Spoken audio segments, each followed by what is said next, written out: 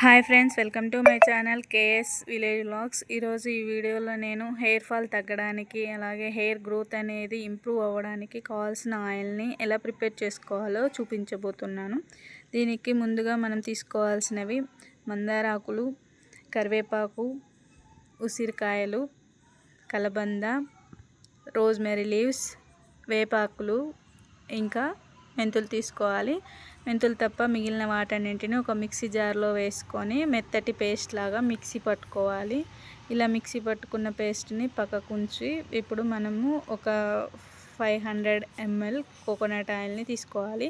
ఈ కోకోనట్ ఆయిల్ని ఒక కడాయిలో వేసుకొని అదే కడాయిలో మనం పేస్ట్ చేసుకున్న దానిని వేసుకొని అలాగే పక్కకు పెట్టుకున్న మెంతులు వేసుకొని స్టవ్ సిమ్లో పెట్టుకొని స్టవ్ పైన ఆయిల్ని పెట్టుకోవాలి.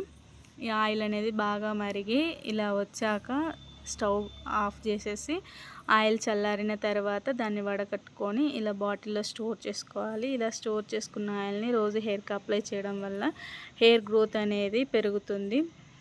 ఈ వీడియో మీకు నచ్చింది అనుకుంటున్నాను. వీడియో కనుక మీకు నచ్చినట్లయితే లైక్ చేయండి, షేర్ చేయండి, సబ్స్క్రైబ్ చేసుకోండి. Thank you for watching.